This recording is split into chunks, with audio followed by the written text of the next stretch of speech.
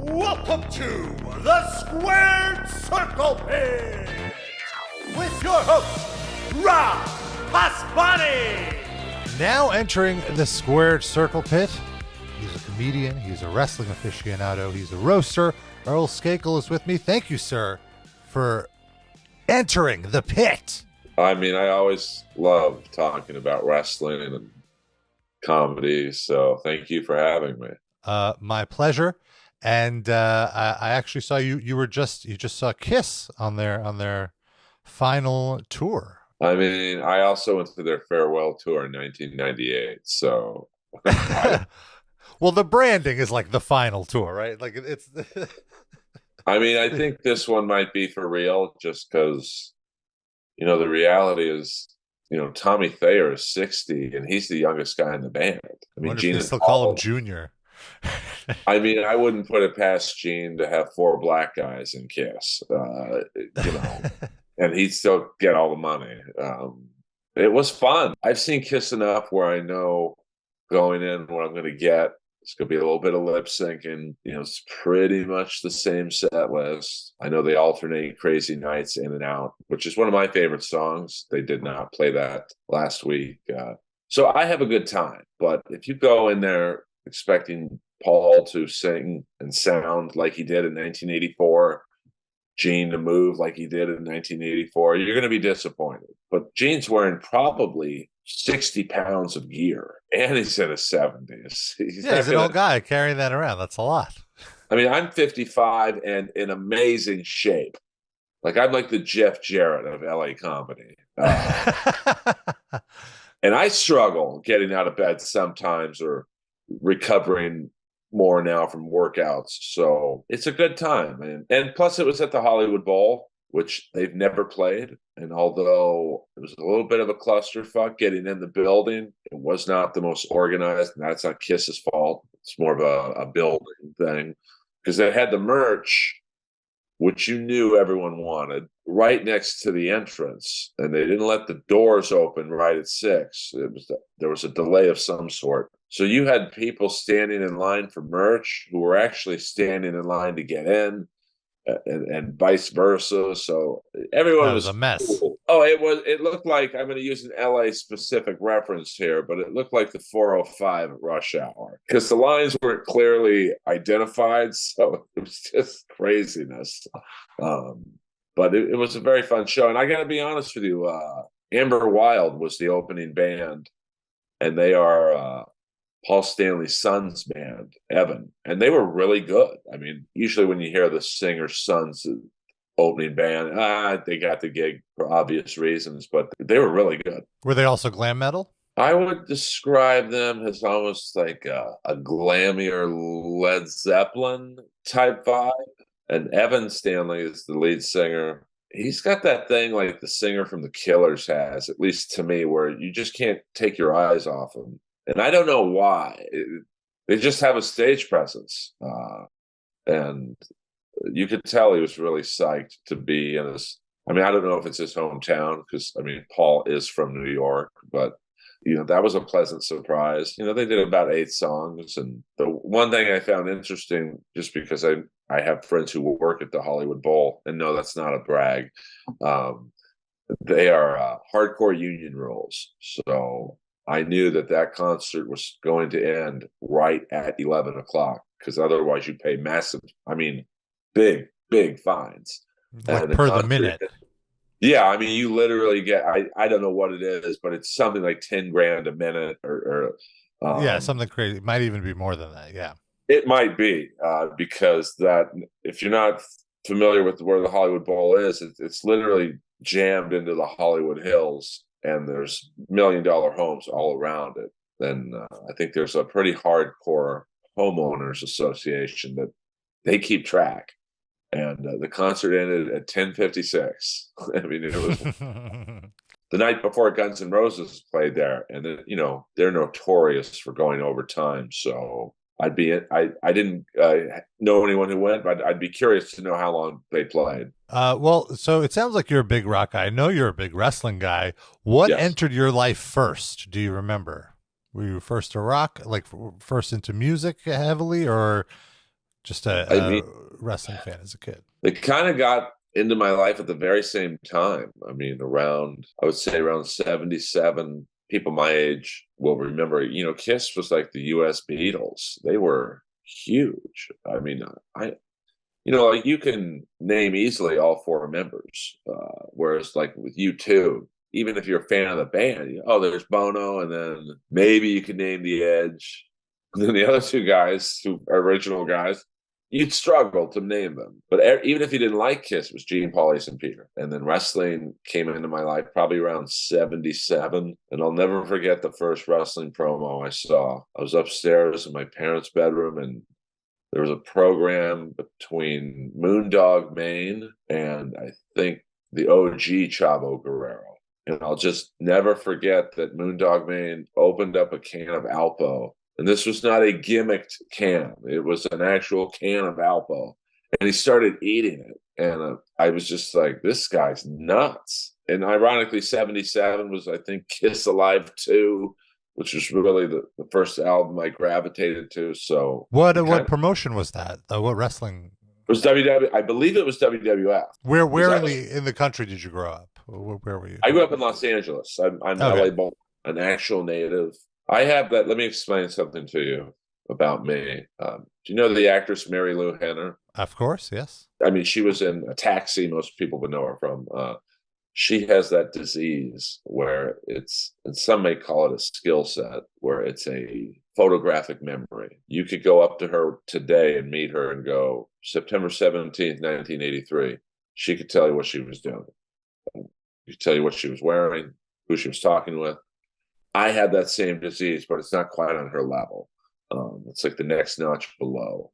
And I think it was the Olympic Auditorium, which was a big, big wrestling venue in the 70s. If WrestleMania had existed at that time, they would have had it at the Olympic Auditorium. And I can remember that promo like it was yesterday. It was just, it was so, because Moondog Mayne had this, there's not really a guy who looks like him now, like the original version of, say, Hillbilly Jim, just a wild hair and beard. And he spoke in like almost like an Ultimate Warrior gibberish, but you couldn't keep your eyes off of him. So were you a WWF guy growing up? Did you have NWA? Were you getting into the lucha stuff since you're in LA? Or was it oddly enough, the first wrestler I really that I gravitated towards was Kamala, the Ugandan giant. I was a big Kamala fan as a kid as well. I have memories of me and my dad just doing the belly slaps. I mean, I actually asked my dad, and this might sound a little racist, but it was, as a kid, I really thought he came from Africa.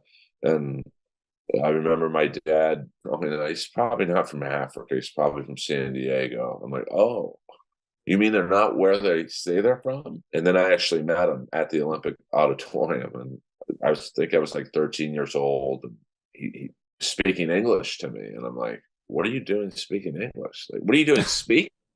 He's like, "My name's Jim." I'm like, "No, it's not. It's Kamala." And like, Kimchi was next to him. And I don't remember, it wasn't Steve Lombardi yet. I forget. I think it was the OG Kimchi, because there's a few of them. And that was my first indicator of, oh, this might not be real. But so hold on. Let me break this down. So Kamala is your favorite wrestler. Then you're 15 years old. You're still into kayfabe. Kayfabe has not been broken for you. Oh, not at all. Other than that one suggestion from your dad. And then, are you backstage at the event? Like, how did you? Okay. My dad was, and just so people don't think I'm bullshitting or this sounds like a made up story. He just runs into Kamala on the street. My dad was a very interesting guy. He was friends with billionaires and golf caddies. He knew it was a very famous wrestler named the Count, Billy Varga, who was 50s and 60s. And he was a referee at the time for WWE. And he invited us to come down and watch him do the matches. And him and Billy just disappeared backstage. And my dad just let me wander around. My dad was an odd parent, and you think about what we've heard about backstage at a WWE show with certain people. You see a Right. 13. I mean, I won't. You could have ran into the wrong kind of person back there. I mean, I don't want to get sued, so I won't mention any names, but I think we know who I'm talking about. He was probably in his heyday back there. You see a 13-year-old kid just kind of, and that's when I met Kamala. And, so you're just wandering and Kamala's just hanging out and you go up to him? Just so I'm painting the picture here in my head. Was changing. He was going on. I forget his outfit, but brown khakis and like I think it was an Izod golf shirt. Type of collared golf shirt, and then he kind of just like, okay, I'm done talking to you. Nice to meet you. He's very nice. Right. So then, you go. So that like I could only imagine myself, like if I'm believing in kayfabe, and here's Kamala or whatever, and just like exactly how you said. What was your reaction right after he kind of blew your mind there? I mean, if you've ever seen the movie Fast Times at Ridgemont High, when the two kids are buying hockey. Well, the one kid has a Montreal Canadiens jersey on, and they're buying tickets from the scalper in the video arcade. And then was it Forrest Whitaker comes up? Hey, you get those tickets for me and my little brother? And the kid is just staring at him like, I thought they just flew him in for games. That's all right. I literally looked at Kamala like, because he was a big guy. People, he was probably at that time. I mean, to me, he seemed like 8 feet, but I guess at his height, at the height of his career, he was 6'5", at least 300 pounds, and not fat, not muscular, but he wasn't fat either. But he was just a big right, man. He had like a football player build, basically. Yeah, I mean, I believe he was the first guy to slam Andre the Giant. There's that clip of him. But to get back to your question from 10 minutes ago, WWE was so much bigger than everyone else. I guess I gravitated toward them. But I did like, I got the Superstation. I got a lot of NWA programming for some reason. There was, this is before DirecTV and any cable outlets. But the few cable channels we got were from other areas of the country, like WOR from New York. And we did get a Southern channel that I did gravitate towards, especially in the mid 80s. Like World Class Championship Wrestling, I really liked. I think that's where the Warrior debuted, Dingo Warrior. And they had, the Von Erichs, obviously. It almost seemed a little less cartoonish than WWE, which I liked because it still kept my dream alive of, these guys actually hate each other, versus the reality is they're probably driving together to the next town. And then I got much more actually into WCW, NWA, WCW when I was a big Nikita Koloff fan. Yeah, that mid 80s run they had was for someone who wanted believability in wrestling, while WWE was doing the more cartoonish golden era stuff. They're doing like real fights. Like they have all the football players, the jacked up roided guys, like slapping meat, as the modern fan says. Yeah, I mean, Nikita Koloff took his character so seriously that I think he legally changed his name to Nikita Koloff. Yeah. And it's so funny because it's like watching it back now, he had the absolute least believable Russian accent I've ever heard, like in retrospect. Yeah. I'll tell you. But, people still, I mean, the internet, I think, really popped off in 87-ish, if you believe Al Gore, 88. So Nikita Koloff's, his prime was really a little before that. So it was still kind of believable. And yeah. Oh, absolutely. I mean, there's that famous promo he did with Magnum TA and Magnum TA's mom. You could see like legitimate concern on her face because Magnum TA hadn't told her, hey, this is all a work. It's of course not. And then he gets attacked by Nikita Koloff and Ivan Koloff, and she's crying. Like she thinks, wow, these two Russians are beating the shit out of my son. So I'm a little younger. I'm 40. But I'm just curious, what was your favorite era of pro wrestling? Like, do you have a favorite time period where you think hitting it? I mean, I like that mid '80s era because you still thought it was real, and I think the wrestling style back then. If you look up any Magnum TA match, Nikita Koloff match, Flair matches, they were half shoot, half work. I think. Yeah. I wasn't around when they were planning the matches in the locker room, but I got the feeling they said, "Hey, let's beat the shit out of each other," but the planned finish will work in the work. If you look at some of those, now this is a little later, late '80s, some of those early Sid Vicious matches, like there's that one War Games where he, and the planning wasn't as good as it is today.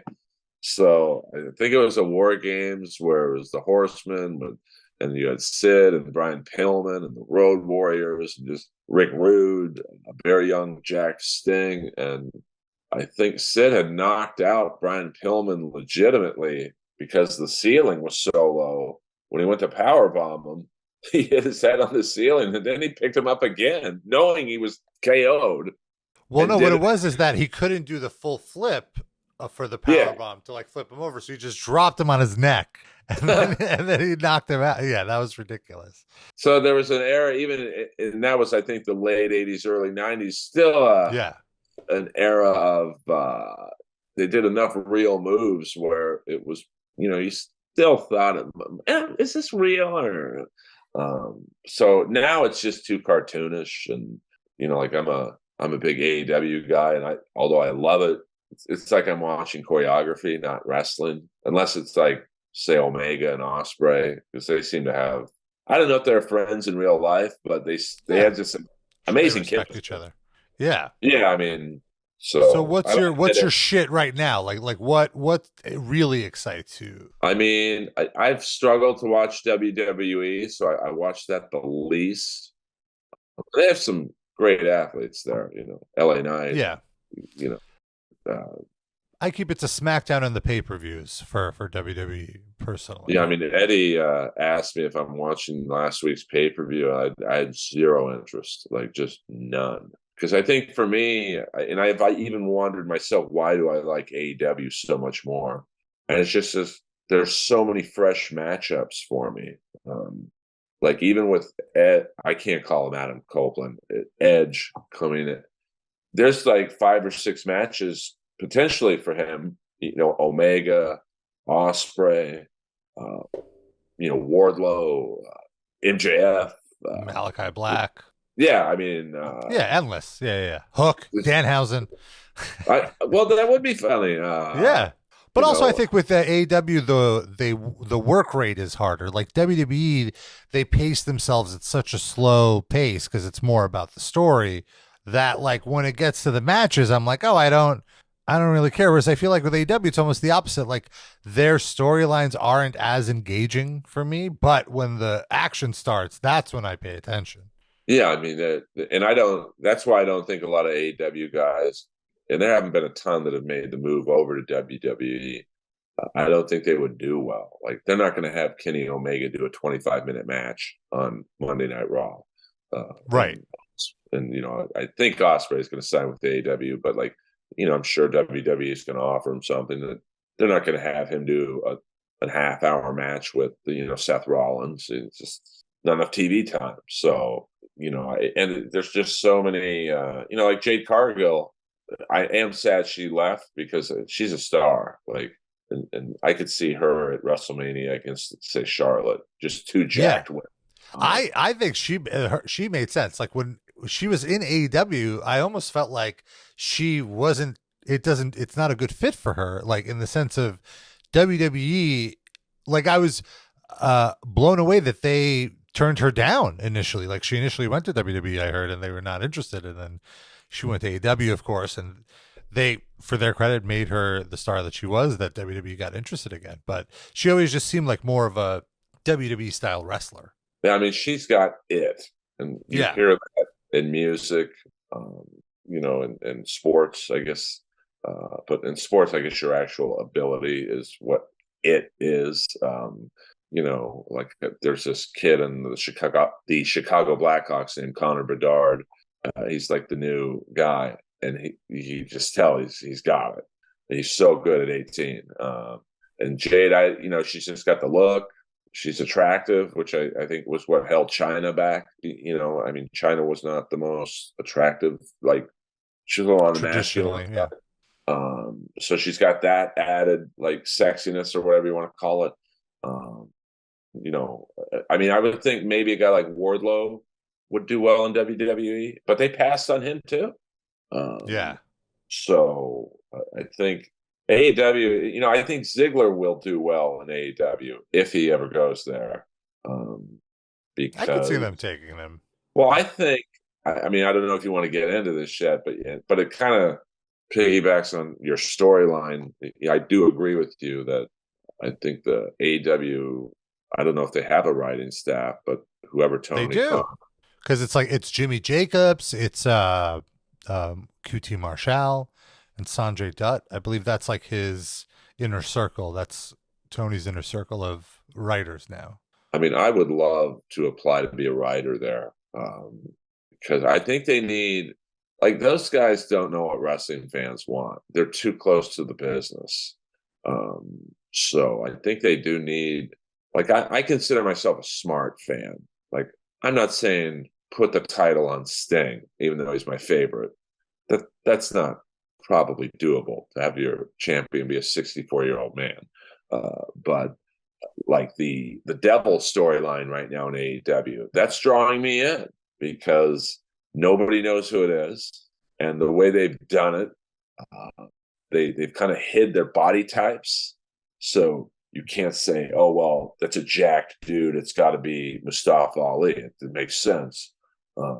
Like, I think the Devil's a woman, because if you watch that last promo they did where they threw Anthony Bowens through a plate of glass. First of all, the guy in the background disappeared, and there were no doors. I love that, exactly. Yeah, like it was a clearly built set just for this thing. There was, yeah, it was so funny. But that's something. Also, some people are saying that could be Jack Perry because of the glass. It could be because it's an inside joke. And I wouldn't like that. I think that would be disappointing. I think it has to be a debut, because, and it has to be a meaningful debut. But the reality is, there's not many of those left. It would kind of be cool if it was Punk. Even though I'm not a fan of his, it would be a cool way to bring him back in. I think if you believe the rumors, he's reached out to WWE and they were like, "No, we're good." He burned some bridges there. Yeah, clearly. But I don't know the contract, the no compete situations, but it would be an amazing way to bring in Ziggler. But based on, and this is why I love the writing, whoever is in charge of this is doing a great job. The camera angle made the Devil look very slender up top, which would make me believe it's Britt Baker. But the whole point of this is this is good writing because it's getting.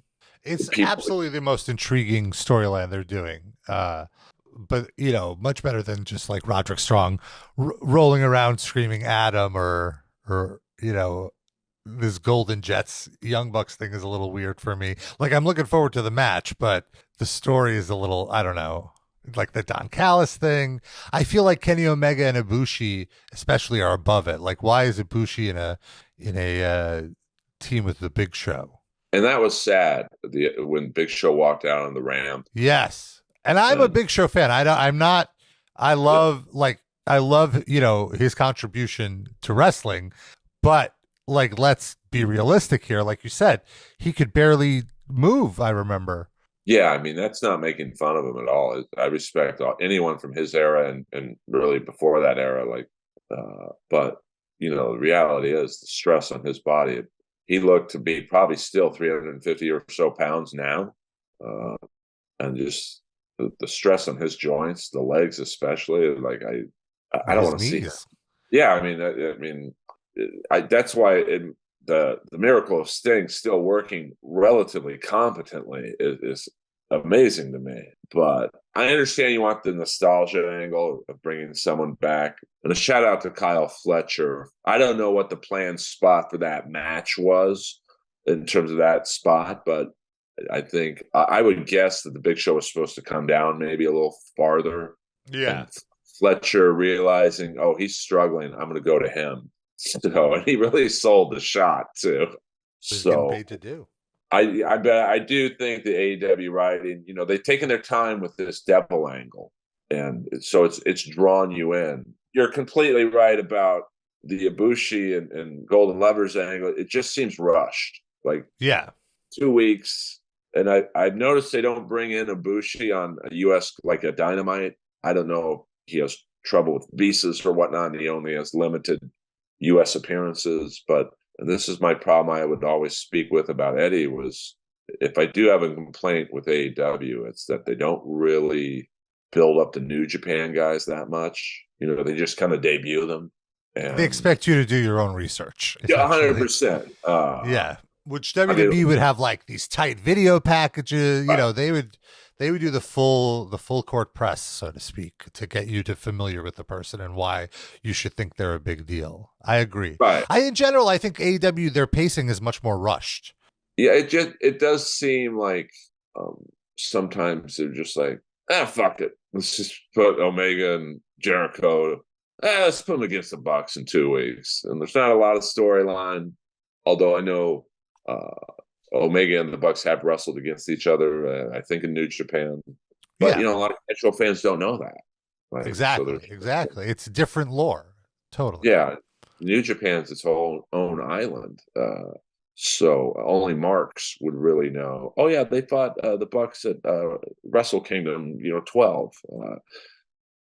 So they seem to be a little scattered in terms of their writing. Sometimes I think it's getting better. Like the Devil storyline, and then they butchered Wardlow 3 different times. You have him this great Goldberg-esque character. People are totally behind him, and then he just disappears off of TV. Even someone like Sean Spears, who people kind of forget he was MJF's henchman, and then I remember I think he had a baby, so he disappeared for a second. And then in his debut, or his re-debut, it was in Ontario, Canada, which makes sense because I think he's from Toronto. And he's in the ring supporting Wardlow. I was like, wait a minute. Yeah, for the last 6 months, he spent every day tormenting Wardlow. And now they're friends, but with no explanation. So that's why I think they could use, not necessarily a fan, but I don't think QT Marshall or Sanjay is going to go, oh, last time he was here, he was an enemy. We got to have something that crosses the bridge into. So yeah, like the equivalent of a script supervisor, essentially. Yeah, just someone to like throw an like. That's what I would have done. Like, hey guys, before we throw Sean out there, remember he was tormenting Wardlow the last year or whatever. I think there's got to be some explanation there.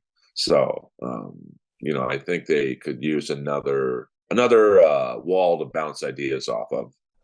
One thing I wanted to mention that I didn't really put together until doing research for this is you had, I should say, a very close friendship with Roddy Piper, and yes. I did not realize that you co-hosted his podcast with him. I listened to the podcast. I didn't put it together that it was you until it was that. But I'm sure that must have been like every moment you had with him must have been a delight, because he seems like such a fountain of knowledge. But also, anytime I've heard an interview with him, he seems like one of the most vulnerable people I've ever listened to. Yeah, no, that all came about. There was an LA comic by the name of Steve Simone who was good friends with Roddy, and he would bring him up to the Comedy Store. And I wish we were taping. When you saw Roddy's Richard Gere style American Gigolo Mercedes-Benz pull into the parking lot of the store,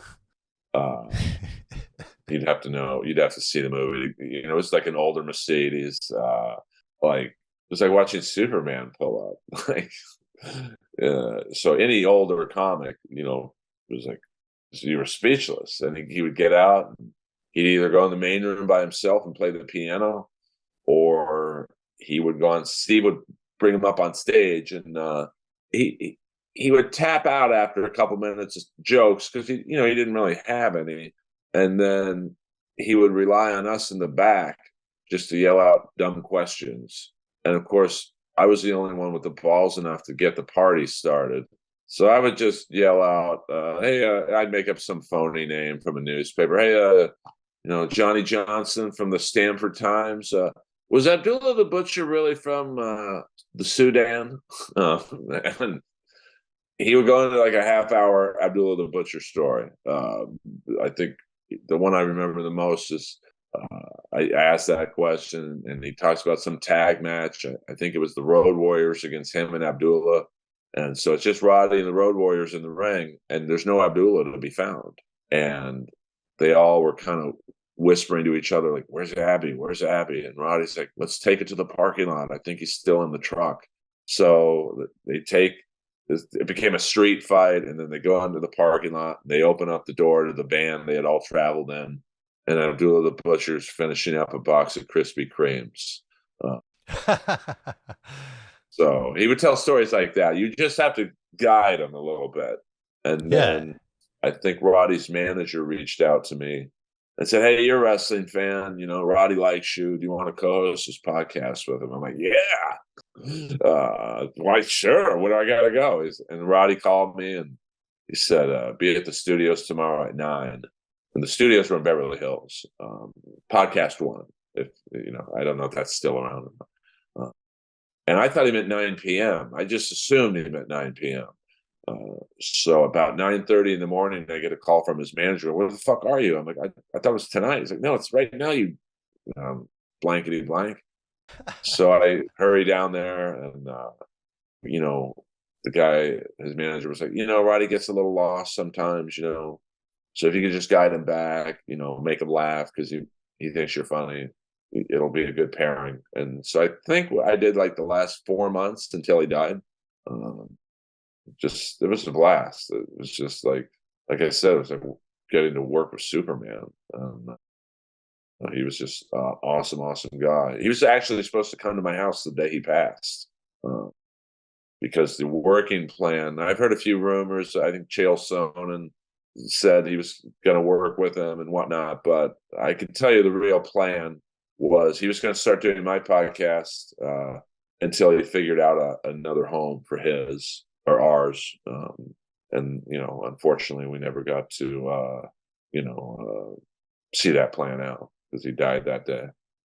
One thing I always was fond of is he was always about, quote unquote, the boys. And like, I feel like if anybody, it's there certainly wasn't a union, but if anybody was a proponent of like a union, it would be Piper. I felt like he always had like that kind of positive mentality, like the good-heartedness, I should say, and fairness. Yeah, no, he was always trying to get people on the podcast who maybe were a little bit out of the public eye. Like, I remember we had Greg Valentine on, and at a time when probably not a lot of people were hammering for a Craig Valentine interview. Pun intended, I'm assuming. Yeah. Oh, yeah. I swear I did not do that. And ironically enough, I don't think we ever aired that interview because, Roddy was in the middle of I think they were talking about the dog collar match they had. And so I'm kind of tuning out a little bit because I realized that this is their segment to, just reminisce. And I hear Roddy stop talking, and I could tell he kind of lost his place. And Roddy's like, ask him a question. And I'm like, oh, it's just, I'm not a morning person, so it's hard for me to be with it.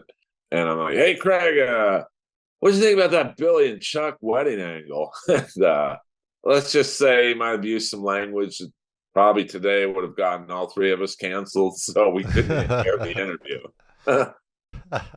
But also, that's great because I'm sure you saw the dog collar match at Starrcade, and then here you are now just hanging out with these guys, and they're totally demystified for you. Oh yeah, I mean, I when I said I was tuning out, maybe I was actually watching the match in my head, like, oh yeah, right, yeah. You weren't participating in the interview. You were like, yeah, because I know the fans. I get it. I'm a fan, so I know the fans hated me being on there. Like, who's this fucking guy? I don't want to hear this guy talk or try and be funny. And, I want to hear Roddy, but, Roddy wanted me on the show. So, because I think he really loved podcasting, because it's a great way to make a lot of money if you're someone on his level, and not have to do an autograph signing in Jacksonville, Florida, when you live in Los Angeles. Not that he didn't like doing this, he loved it. But, he was 61, I think, when he passed. So traveling to Jacksonville is hard at that age. So, yeah, and also he has the hip issues, and that can't be fun with the elevation changes and all that with the flying. It's got to be painful to fly. Sitting in a coach, because I think he flew coach just to, save a couple bucks or whatever. The old school way. Yeah, and coach and on planes today is not very appealing. So, he loved doing podcasting because it's easy work. You show up. I forget where he lived. His whole life was cutting promos, so it's just cutting an extended promo. Why wouldn't he? He's perfect for it. It's his medium. Yeah, I'm 55, and I don't do as much road work as I used to because I do a lot of voiceover work, and I have a pretty intricate system where I could do a full commercial or a cartoon season in my house if I'm asked to. So, and I can make as much money in my underwear working for 2 hours than traveling to, say, any part of the country, which involves hours upon hours, So I get but he ran into some problems with Stone Cold over some things, and we kept getting fired off of networks. So I don't exactly know what went down, but Roddy's podcast on Podcast One was very successful. I think it was something like at least 50,000 downloads an episode. It might have been more. That's a lot. So I did find it strange we got fired out of the blue from there. And then we went to Earwolf, which was, I guess, competitor Podcast One. And once again, I think we did a couple episodes there. 50,000 downloads for Earwolf was a lot. We got let go from there. So, there was something going on that I'm still not fully aware of between him and, I've heard the rumors of Stone Cold saying, hey, it's either those guys. I'm sure he didn't even acknowledge me. It's either Roddy or me. I didn't realize that they were feuding or they had. Well, this happened right before I got there, but the great Will Sasso, who is known to most wrestling fans, along with Chris Kloss, as the preeminent Jesse Ventura impressionist, he had done, apparently, maybe 2 weeks before I got there, a great Stone Cold impression. And it was completely harmless. It's just talking about drinking beer with his Wonder Dog in the truck and shooting guns. And if you close your eyes, you think it's Stone Cold. And I guess Stone Cold took offense to it. And I don't know if him and Roddy were friends in the first place, probably work acquaintances. And then that's where the problem started. So I see. It's too bad. But I get it. People ask me all the time, there's one or two comics I don't get along with. Or, oh, I thought you guys worked together. And I'm like, no, this guy's a dick. Right. So I get it. And also, you've done plenty of roasts, but I assume the Ric Flair roast that you worked was a little different, because I noticed when watching these wrestler roasts, they take it so personally. They take the roast so like you would think people who are cutting promos for their whole lives would get that it's kayfabe, so to speak. And I feel with Ric Flair also, I'm sure, understandably, there were some restrictions that, there's things he obviously would not find humorous in any sense. There was really only one restriction, and that we don't talk about his son who passed away. Right. Yeah. Which totally understandable. By the way, I've made a fair amount of money in stand-up and whatnot, and the greatest payment I've ever gotten was after the roast. The producer of the roast was like, hey, you were really good, here's a little extra. And I thought he meant money, but this is the one of one Earl Skakel wrestling doll that they made. That's pretty great. It's the greatest thing I've ever. But I think some of these wrestlers don't know what a roast is. Yeah. They don't know. In the beginning, you shit all over that person, but then at the end, you pay tribute to them. So I think by the time the tribute gets paid, they're so pissed at what's been said about them, they don't hear it. Yeah, you're totally right. But what was it? What's Ric Flair like in general? Is he basically exactly like the on-air character, or is he more subdued? There is no difference. When I met him, we were at the venue a couple hours early. He walks in, he's got a beer in his hand, gives me a hug. Thank you for doing this. And I'm like, I marked out a little bit. He was just in this bright red one-piece suit. Like, his wife or his ex-wife Wendy is with him. I can't keep up. It was a dream. I wish every gig was that. I'm still high off the gig, and it was last July. It was like a Make-A-Wish weekend for me. I hate to say that, but that's how I felt. Like, I cried like 3 or 4 times just because, like I met at Sunday. So the format was the roast was Friday night. They had like a WrestleCon Saturday all day, like a Comic Con, but it's all wrestlers. And then Sunday was the last match. And so the last match day, I'm walking around backstage and I see this pretty big dude in not a wheelchair, but I guess it would be an assisted living chair he rides around in. And he looks really familiar to me. And I kind of stare at him like, oh shit, that's Magnum TA. And so to meet him, it was so, he was like my John Cena. Just like the perpetual good guy, always foiling Ric Flair and the Horsemen. So I just started talking to him, and he kind of has to lean forward in his seat, and he has to look up, and he's got a pretty bad neck. So I literally get down on one knee. He probably thought I was about to propose to him, and I could feel myself about to cry just because it was overwhelming. And I'm like, hey, let me get you some water, Mr. TA. I think I call him Mr. TA. Like that's his real name. And when I met Lex Luger, he appreciated that. Yeah. Oh, he loved it. His son, hey, you want a picture with him? And yeah, awesome. I cried when I met Lex Luger because that's really sad to see him in person. Like it's visually jarring. You remember he had just the greatest body on planet Earth. And then now I would say he's, 140 pounds, maybe 150. Like it's a gaunt. But here's the crazy thing. When I bought, so he's selling these dolls and the girl's like, do you want to buy one? I'm like, yeah.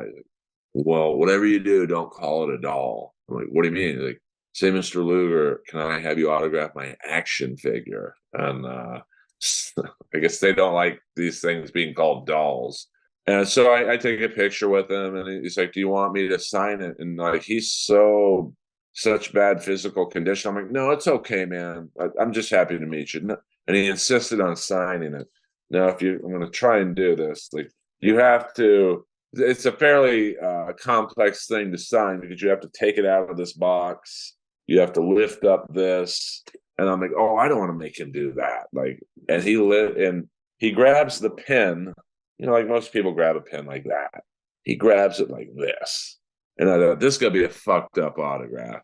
And you probably can't tell by, because of my camera, but it's the most perfect autograph I've ever seen in my life. Like, I was going to say, it looked legible just from. I'll try. I apologize for the glare. Let me take this. But it's like a machine did it. Let's try and. Yeah, it comes through. Yeah, it definitely. If you told me that was like how it was printed, I would have believed you that it wasn't, personally signed. But I imagine, to your point, because he's so regimented, he probably sat there for days perfecting his autograph because he knew this is his only means of income at this point, like just doing autograph signings and doing. Yeah, I asked the lady, I said, I think it was like $200. I'm like, does it go to his medical expenses or whatnot? He's like, oh yeah, I'm his manager. It's not going to his drinking habit. He doesn't have a drinking habit, but it's not going. Right. booze. It's going towards his health, and so I cried then. And because you're walking around, like I described how I was seeing Piper pull into the Comedy Store. Well, that's Saturday, and backstage as well on Sunday. It's like 100 times powerful because everyone was there. I mean, I'm a big Jay Lethal fan. So the fact that I don't think Jay would mind me saying this. He comes up to me Sunday about an hour before the match. He's like, Earl, I'm scared. I'm like, how are you scared? You've done this a walk in the park for you. A match with Rick and Andrade and Jeff Jarrett. Like, he's like, oh, Rick just told me he's not afraid to die in the ring. So it was just weird to see Jay Lethal, the quintessential veteran wrestler, nervous, and to get to talk with Bischoff for hours. I mean, it's like I'm still giddy about it, and it was a year and a half ago. And also I think it's cool because I feel like there's a lot of comedians who are very outward with their fandom of wrestling. Do you have like kind of like a pack of guys that you like to have text threads with or like backstage at clubs that you just discuss the stuff with? I mean, I'm really the only one who likes AEW of my circle of wrestling Interesting friends, and because a lot of the wrestling fans moved to Austin, so we don't talk quite as much. But I'm pretty. I mean, I talk with Eddie from time to time about it, but I think he's more WWE as well in New Japan. So I don't have a lot of people to. I actually bought this Fight Forever, of course. It's not very good, to be honest with you. Yeah, I played it a few times and then I didn't pick it up that much. But I'm rooting for AEW. AEW needs to exist. But that's even, and then we talked earlier about Tony Khan, needing someone like us, not necessarily wrestling fans, but people who aren't just going to say yes to him. And I'm sure Sanjay, and I love Sanjay as a manager. He's funny to me. And QT Marshall, I'm sure they did a preview of this video game and everyone in that room was like, oh my God, this is amazing. And I would have been like, now maybe it's 23 years of stand-up comedy. I'm a little more blunt than most people, but I literally would have said, you can't release this because it's going to be compared to WWE's game. And I posted on my Instagram story the other day, a fan of mine made a character out of me in the WWE game. And the match he put me in was, I'm tag team partners with Sting, and we're going up against Kamala and the Ultimate Warrior. And it looked like a real match. Like, so the WWE production on not just their live shows, but their video games is just like on another level. So yeah, I would, the budgets are probably 10 times as much. And I get that, but right or wrong, fans are going to compare Fight Forever to I don't know what the WWE game is called. What is it? WWE 2K? Yeah. They're going to compare it to that. So either put it out or don't put it out at all. Because it's I would say the difference between the two games, and I don't have the WWE game, but I've seen it, is the AEW game plays more like an arcade game, like kind of the graphics they're not awful, but they're not great. And WWE is just, it's just next level. But I will say I do have hope for AEW because I thought the London card proved that they could have a production that I don't know if I would say will rival WWE, but it was pretty good. Like that was their WrestleMania, and I still thought some of the entrances were below standard for a show that size, but they're getting better. Absolutely, yeah. And they're a growing promotion. As we wind down, I wanted to ask you, since we spent so much time talking about wrestling, a little bit more about music. Like, what are your all-time favorite gigs that you've attended? I mean, or just like one or two that stick out in your head. You don't know. One that instantly popped into my head was the first time I saw Guns N' Roses, and this probably isn't interesting. You would have had to been there with me to appreciate it. But one of the kids I went to high school with his dad was a billionaire, and so he's used to getting everything he wants. So he says to me and like 3 other people, "Hey, let's go see Guns N' Roses tonight." It was at the Forum, the Use Your Illusion tour, probably the height of their popularity or the height of their, Notoriety. Yeah, they were firing on all cylinders. And I'm like, we'll never get tickets. This is the hottest tour. This was like the Taylor Swift tour is now. That tour was for me. And he's, we'll get it. We'll get it. So we go, 5 dudes in the car. We're knocking on, I think Skid Row was the opener, if I'm not mistaken. And we're banging. They had closed all the doors. So we'll call. You couldn't buy tickets. So we're banging on every door. We finally, the last one we could bang on, guy opens up. My buddy takes out a couple $100 and gives it to the guy. And the guy's like, "I can't take this."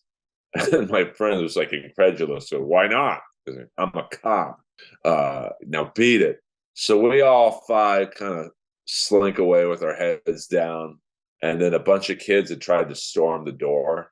And the cop kicks them all out. And then the cop yells at us, "Hey, guys, because you were nice, come on in." And my buddy, it was the best. And my buddy went to hand him the money. And the guy's like, "Don't worry about it." So I'll never forget. We walked in as Guns N' Roses was playing "Live or Let Die," and like we all scattered. It's just like, "I'll see you after the show." And I was happy just to be in the venue. My one buddy, Mark, I never forget. 5 minutes after win, I looked down. He's in the front row, but he's an animal. I sat in the back of the arena. And this was prime energy, Guns N' Roses. It was like I swear it was almost a 4-hour concert. And it was just amazing just to see them. Some people would argue that's not their prime. They would say the Adler era is their prime. But, wherever it's like classic Kiss, 80s Kiss.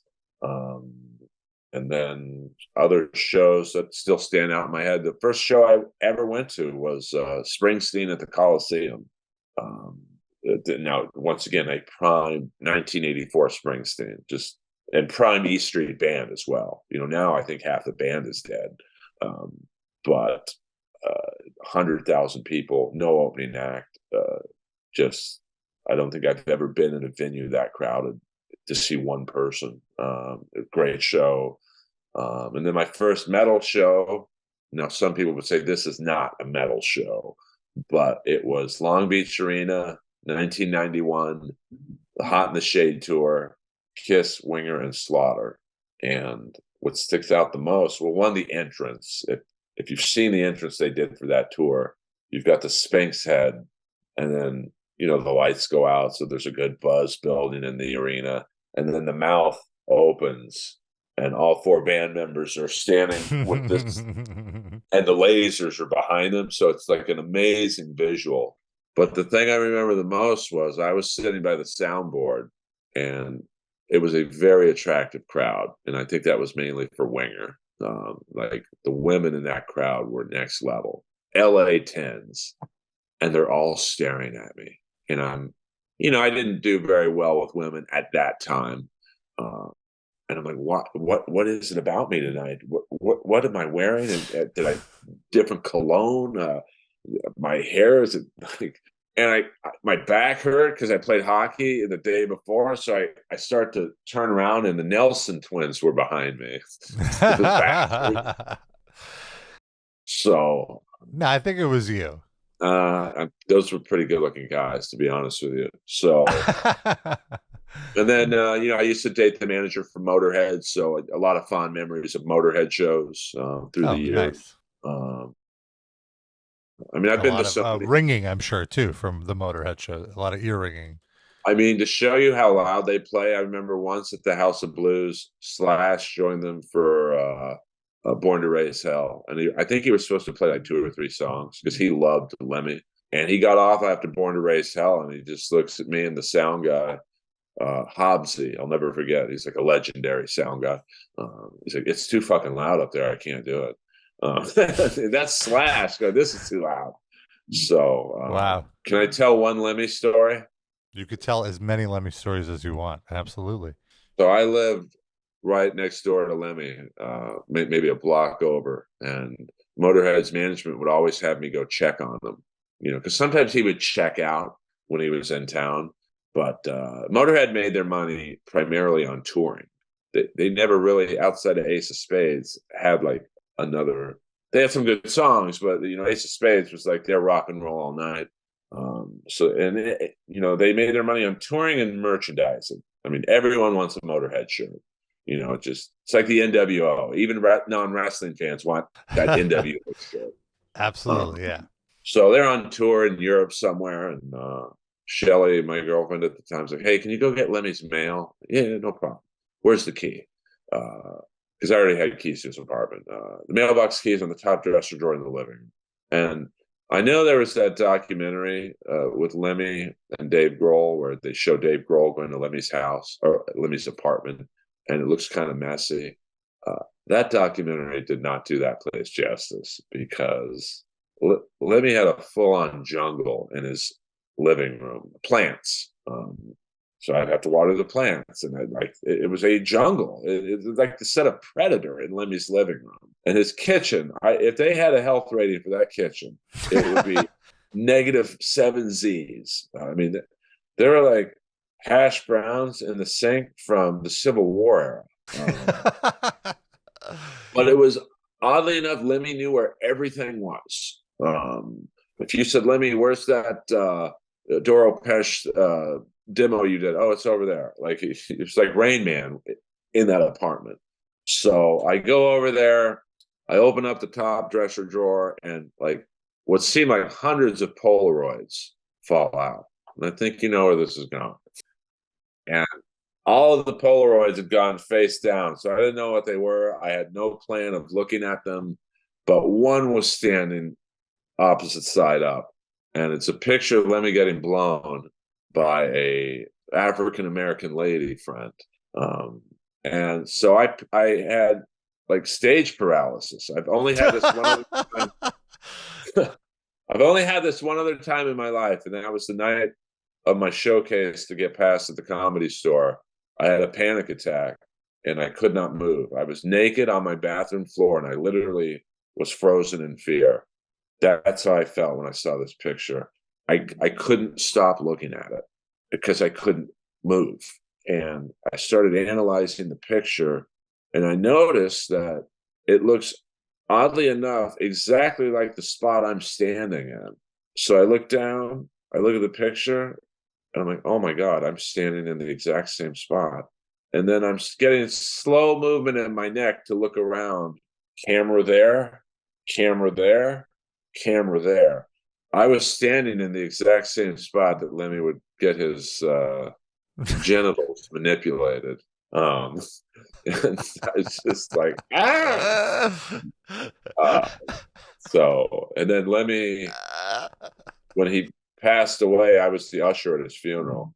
And now I'd broken up with I should say she broke up with me. It's always that way with me.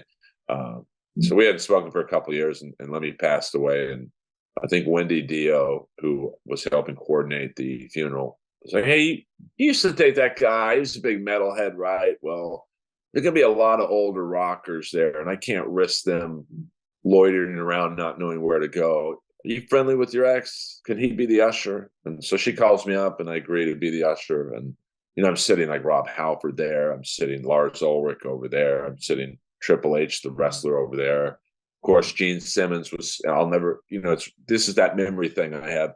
He was scheduled to sit in the 7th row, and he just looks up at me and goes, and he's a nice guy. "I'm not sitting there." I'm like, "But this is where Shelley wants you to sit." I love Shelley, but I'm sitting in the front row. And I'm like, let me go get Shelley. And of course, he sat in the front row.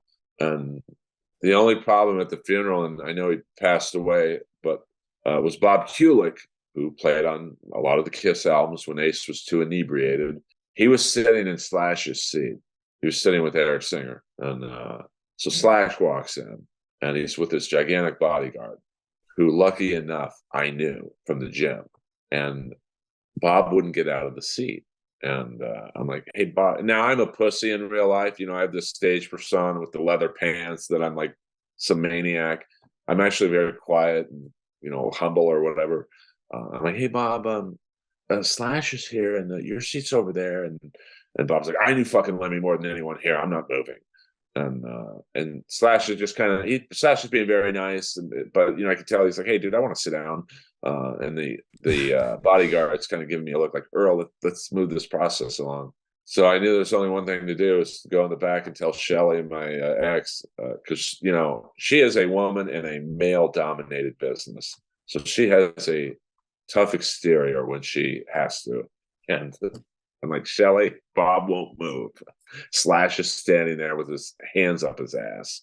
His giant bodyguard is also getting agitated. And let's just say Shelly, within 2 seconds, got Bob to move. You just had to see the visual of like Slash, this 7-foot guy, protected Bob Kulick, kind of being a dick, at a funeral. But it was a lovely service. Triple H gave a great story. Rob Halford, great story. Dave Grohl, probably my favorite part is after the funeral was over. It's a very limited audience, got to go say goodbye to Lemmy at his final graveside. And what's really cool, and I think the public can see this, is they positioned Lemmy's gravesite to look directly across at Dio's graveside. And it's Forest Lawn Cemetery. And it's worth the trip to see Dio's graveside. It's the most amazing. It looks like a stage. And they had to get special permission from the cemetery to get the devil horns on his presentation. And I just remember Dave Grohl with his hand on my shoulder, and we'd never met before, just sobbing uncontrollably because he loved Lemmy probably more than anyone else. So Lemmy was he was an awesome dude. That was amazing. Thank you so much for sharing that story. That's very fascinating. I even left out the dentist story because I know we got to wrap it up. But we don't have to. If you want to include it, we could. Okay. So Lemmy, I think it's well known that he might have taken some speed from time to time, and it's not shy about sharing that. If you've seen what speed can do to you, it's not good for your dental hygiene, because I forget what it does, but it literally like rots all the acid out of your mouth. So Lemmy had to go to my dentist constantly, and they were going on a big European tour, so he had to get his bridge fixed because it kept falling out. So I picked Lemmy up at 8:30 in the morning. We live in West Hollywood. The dentist is in Westwood, which is about, I don't want to get too map questy, but Westwood is about a 15-minute drive west of West Hollywood. And so we're driving, and Lemmy was like, "Hey, can you pull off Turner's Liquor Store," which is a iconic liquor store in West Hollywood. Put it this way, Charlie Sheen goes there, so it's a good liquor store. And Lemmy walks out with I don't drink. I've never had a drink in my life, so I'm totally foreign to what alcohol tastes like. He comes out with these 2 gigantic kegs, like miniature kegs. I think it was Foster's Lager, but like they came in these cans that you couldn't fit your hand around. He opens up both cans, gives me one, and I'm like, "Hey, Lemmy, I don't drink." He's like, "Well, you should." And no, I don't know what it's like in New York or any other area of the country, but open containers in California is a no.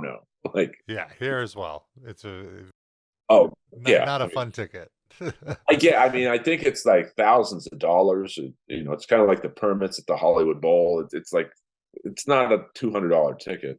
Yeah. And by the time we got to Westwood, Lemmy had finished both cans. Like he was drinking them like I would drink Gatorade. Like it was just unbelievable. And so I drop him off. I go back about 7 p.m. Like it's just a very long appointment. And the whole office smelled like Lemmy. Like, because and I love Lemmy. It probably doesn't sound to people like that. This guy's roasting Lemmy. I'm really not. But if you knew Lemmy, like he did not smell the greatest. But he had lost his sense of smell. So he didn't know. And I had to get my car detailed twice to get the smell out. And when they were cleaning his apartment out, Shelley's like, "Hey, you can take whatever T-shirts of his you want," because he had this hundreds of black tee. Of course, they were all black. Band shirts that he had cut, the Lemmy cut, no collar, sleeveless. And so I took like 5 of them. Like, I think it was a Ramones shirt, a couple Motorhead shirts, and I'll never forget.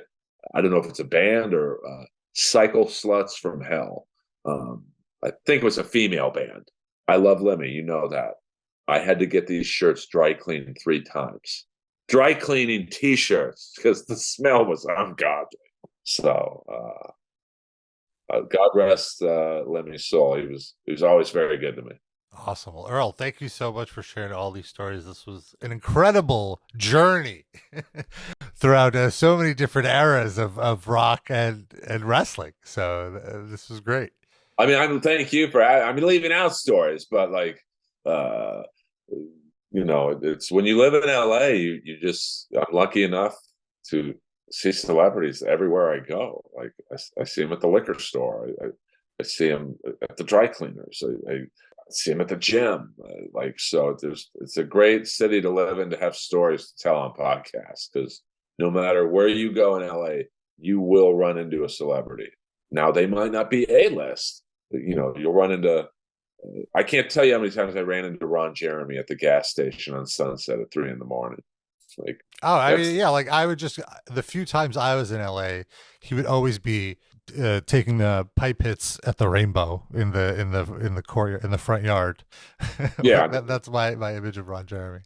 Now he's in jail for right. Yeah, he's like the Wayne Gretzky of sexual assault. He used to come to the Comedy Store, and I got excited because I don't watch porn, even though it looks like I produce it, but that's a Skakel classic there. But he was in one of my favorite movies of all time, 52 Pickup, which is Roy Scheider and Clarence Williams III. And it's a movie based around the porn business, so he was in it.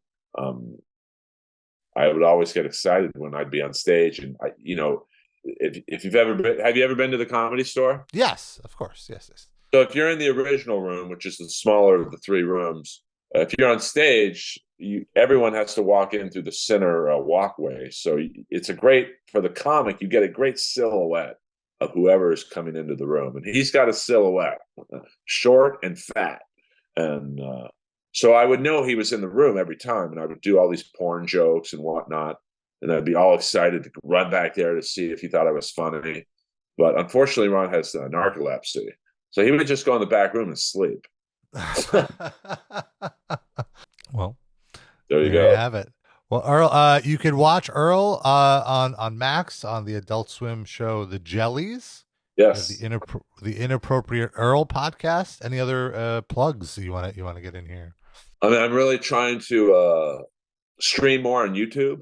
I'm really easy to follow because from Twitter, Instagram, Facebook, Patreon, YouTube, it's just my name, Earl Skakel. Boom. And if any of your listeners, or obviously you, are ever in LA, if you DM me on, say, Instagram, I'll get you tickets to the Comedy Store, and I'll give you the tour afterwards, because there's a lot of areas of the Comedy Store the general public doesn't get to go to. And can I say one more story? Absolutely. Please, go ahead. It's a quick one. So a couple months ago, I'm in the hallway waiting to go on the original room, and in walks this massive man. And, wrestlers all look the same because they're all the same size. But when you see them in person, it's stunning how much bigger they are than us. And you and I are big guys, in the mainstream world. Well, it was Bray Wyatt. He's like, is the show still going on? I'm like, yeah, I'm next. And he was with his wife, JoJo, or his girlfriend. I'm not sure if they're married. Yeah, they got married. Yeah, wife. Okay. So they sit in the owner's seats. And I go up, and, I've been on TV enough and been in some pretty big crowds where I don't really get nervous anymore. It's more adrenaline, like excitement. I've never been so nervous in my life. I did not want to bomb in front of Bray Wyatt. So I just did all wrestling jokes, and no one in the crowd's laughing but him.